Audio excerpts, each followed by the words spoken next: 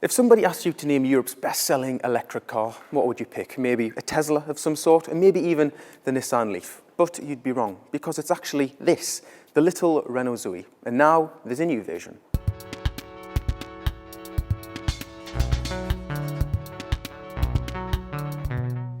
So Renault says this is the third generation of the ZOE, but in fact that's a little generous.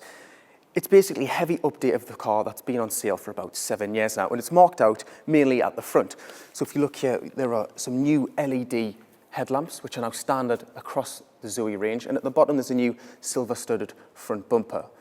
Behind the Renault badge on the nose is also a new DC fast charging port, which we'll talk about in a little bit. So it's not a huge visual update, but where Renault has invested the money is in the cabin and on the battery.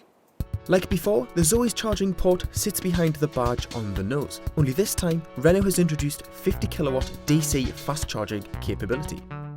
But crucially, the big question with any electric car is range, but Renault has addressed that with the new ZOE, because this new model features a larger 52 kilowatt hour battery, which Renault says will give you a 235 mile range on a full charge.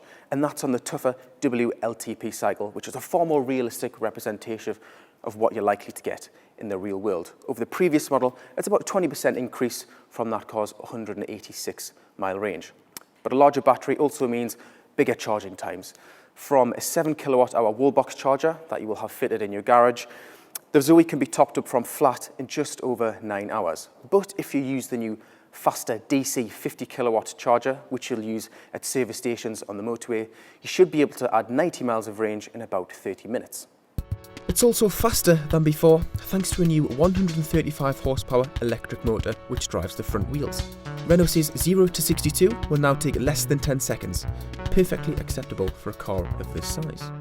So if the exterior redesign is a little too modest, stepping inside, you'll be far more impressed because the cabin has been completely redesigned from top to bottom.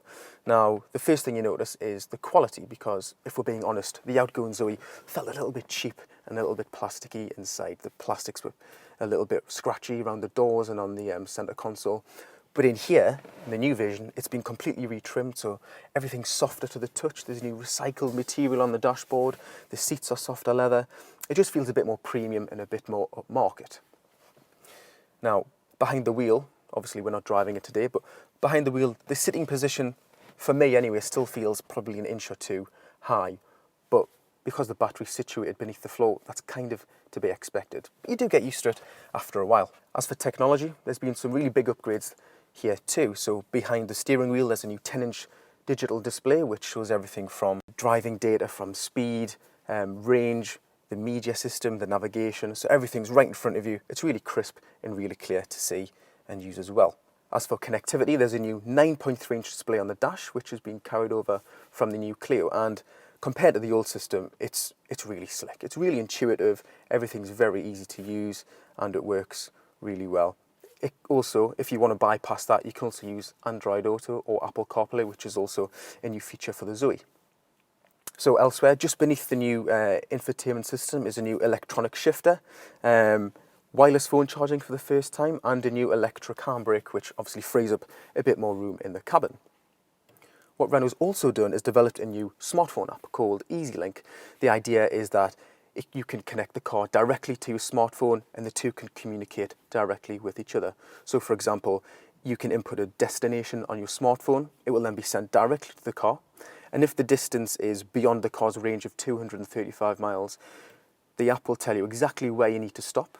It'll tell you the availability of chargers in real time and the length of time it will take you from point A to point B, including chargers, to get to where you need to be.